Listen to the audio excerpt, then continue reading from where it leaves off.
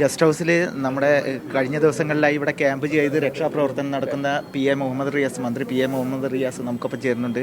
ഇപ്പം മിനിസ്റ്റർ വരികയാണ്, CM. അപ്പോൾ എന്തൊക്കെയാണ് ഇനി? അത് എല്ലാ നിലയിലും ദുരിതാശ്വാസ പ്രവർത്തനത്തിന് ഏകോപനവും മറ്റു കാര്യങ്ങൾ ചെയ്തു വരികയാണ്. അതിൻ്റെ കാര്യങ്ങൾ അത് DGP നടന്ന് വരികയാണ്. മുഖ്യമന്ത്രി തന്നെ നേരിട്ട് എല്ലാ ഏകോപനവും തുടർച്ചയായി ഈ ദിവസങ്ങളിൽ നടത്തി വരികയാണ്. ഇപ്പോൾ നേരിട്ട് മുഖ്യമന്ത്രി വന്ന് മന്ത്രിമാരുടെ യോഗം ആദ്യം ചേരും. മന്ത്രിമാരുടെ യോഗത്തിന് ശേഷം പിന്നീട് അവിടെ പോയി ഉദ്യോഗസ്ഥല യോഗം കഴിഞ്ഞ് സർവകക്ഷി യോഗം കഴിഞ്ഞ് മറ്റു കാര്യങ്ങൾ ആലോചിക്കും. ഇങ്ങനെയാണ് പൊതുവെ തീരുമാനിച്ചിട്ടുള്ളത്. അത് നടപ്പിലാക്കും. എന്തായാലും ഏകോപനം എല്ലാവരും സഹകരിച്ച് മുന്നോട്ട് പോയതുകൊണ്ട് തന്നെ ഒട്ടേറെ കാര്യങ്ങൾ നമുക്ക് സമയബന്ധിതമായി പൂർത്തീകരിക്കാനായി.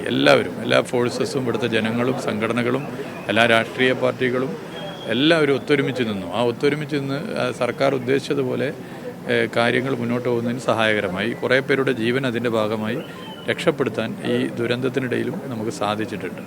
എല്ലാവരും ഒറ്റക്കെട്ടായി വലിയൊരു രക്ഷാപ്രവർത്തനമാണ്, വലിയൊരു അഭിനന്ദനമാണ് കേരള സർക്കാരിന് ഇപ്പോൾ ലഭിച്ചുകൊണ്ടിരിക്കുന്നത്. ഇനിയും ഒട്ടേറെ കാര്യങ്ങൾ ഇതുമായി ബന്ധപ്പെട്ട് ചെയ്യുന്നുണ്ട്. പക്ഷേ ആദ്യഘട്ടം എന്നുള്ള നിലയിൽ രക്ഷാപ്രവർത്തനമാണ്. ആ രക്ഷാപ്രവർത്തനം സമയബന്ധിതമായി പൂർത്തീകരിക്കാനുള്ള ഇടപെടലുകൾ നടത്തുക എന്നുള്ളതാണ് പ്രധാനം. അപ്പോൾ അത് വളരെ സിസ്റ്റമാറ്റിക്കായി തന്നെ ചെയ്യാനായി.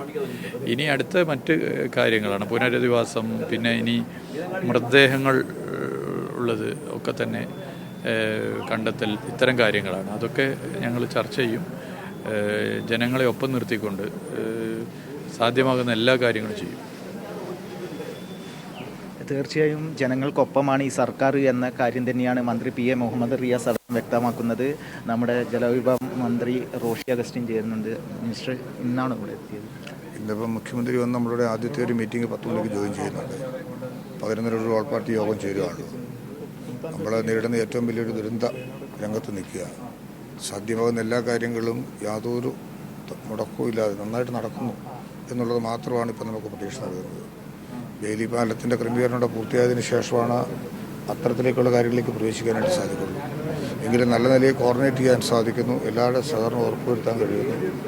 ഒരു മനുഷ്യ മനസ്സാക്ഷിയുടെ മുമ്പിൽ മലയാളികളുടെ ഒരു സ്നേഹവും കൂട്ടായ പ്രവർത്തനത്തിൻ്റെയും ഒരു വലിയ പ്രതീകമാണ് ഇവിടെ കാണാൻ സാധിക്കുന്നത്. മുഖ്യമന്ത്രി അന്ന് തൊട്ട് ഇത്തരം കാര്യങ്ങൾ നല്ലവണ്ണം റിവ്യൂ ചെയ്ത് വരികയായിരുന്നു. ഇന്ന് അദ്ദേഹം നേരിട്ടിട്ട് വരുന്നു. അതോടൊപ്പം സർവകക്ഷി യോഗത്തോടു കൂടി ഇതിൻ്റെ ഒരു എല്ലാ തരത്തിലുള്ള ഏകീകൃത സ്വഭാവം ഏകോപിപ്പിക്കാനും നല്ല നിലയിൽ മുന്നോട്ട് കൊണ്ടുപോകാനും സാധിക്കുന്ന ഒരു സ്ഥിതിയാണ് ഇപ്പോൾ നിലവിലുള്ളത്. ദുഃഖസമാനമായൊരു സാഹചര്യം, അതിനപ്പുറത്തൊന്നും പറയാൻ കഴിയുന്ന അന്തരീക്ഷമല്ല ഇപ്പോൾ നിലവിൽ സാധിക്കുന്നത്. കൃത്യമായി പറയുകയാണെങ്കിൽ വലിയ രീതിയിലുള്ളൊരു രക്ഷാപ്രവർത്തനമാണ് സർക്കാർ ചെയ്തത്. അത് വലിയ രീതിയിലുള്ളൊരു അംഗീകാരം കിട്ടി എന്ന് തന്നെയാണ് മിനിസ്റ്റർ റോഷി അഗസ്റ്റിൻ വ്യക്തമാക്കിയത്. അതുപോലെ തന്നെ കഴിഞ്ഞ ദിവസങ്ങളിലായി ഇവിടെ വയനാട്ടിൽ ക്യാമ്പ് ചെയ്ത് പ്രവർത്തിക്കുന്ന മന്ത്രി കടന്നപ്പള്ളി രാമചന്ദ്രൻ നമുക്കൊപ്പം ചേരുന്നുണ്ട്. CM എത്തുകയാണ്.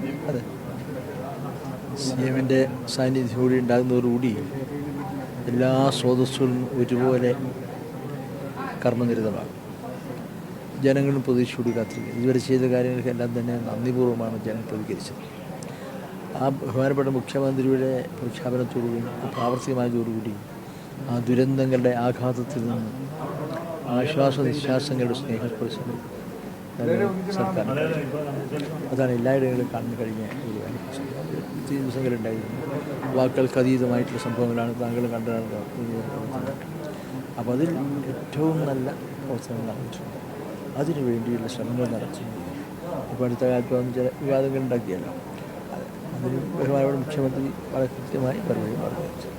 ഇതിൽ ഇത്തരത്തിലുള്ള ദുരന്ത വിഷയങ്ങൾ പോലും രാഷ്ട്രീയം കണ്ടെത്തി സംസ്ഥാന സർക്കാരിനെ കുറ്റപ്പെടുത്താൻ ശ്രമിക്കുന്നത് ഒരു രാജ്യം ഭരിക്കുന്ന ഭരണകൂടത്തിന് ചിലപ്പോൾ തെരഞ്ഞെടുപ്പ് കാലത്തോ അല്ലാത്ത കാര്യങ്ങളിലും രാഷ്ട്രീയം പറയാൻ മനസ്സിലാക്കും.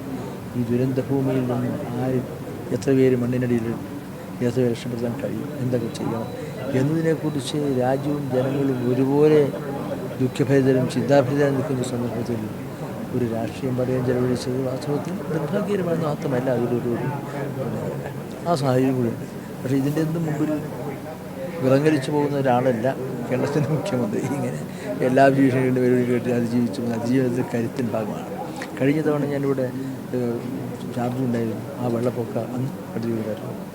അന്ന് എത്ര സ്ഥലത്ത് നിന്നാണ് പറഞ്ഞത്, ഞങ്ങൾക്ക് കുറെ കാണണം മോനെ, നീ ഒന്ന് കൂട്ടിയിട്ട് വരുമോ? ഇതൊന്ന് കാണണം. എന്തെല്ലാം നമുക്ക് ചെയ്ത് മുഖ്യമന്ത്രി നിർദ്ദേശം വെച്ചിട്ടല്ലേ നമ്മൾ ചെയ്തുകൊണ്ടിരിക്കുന്നത് എന്ന് പറഞ്ഞു വെപ്പെടുകയാണ്. ആ ജനങ്ങൾ വലിയ ഒരു സഹായം നൽകുന്ന ഒരു പ്രകൃതമായിരുന്നു ജനങ്ങളത്. ആ സഹായങ്ങൾ ഇപ്പം കിട്ടുന്നുണ്ട്. ഏതായിരുന്നാലും ഇതിനെ അതിജീവിക്കാൻ വേണ്ടി അതിജീവനത്തിൻ്റെ പുതിയ കരുത്തുമായി മുഖ്യമന്ത്രി മുന്നോട്ട് പോകുമ്പോൾ അതിൻ്റെ പിന്നിൽ നിരന്ന് എല്ലാ കാര്യങ്ങളും വിജയിപ്പിക്കാനുള്ള ശ്രമം നമ്മൾ നടത്തും.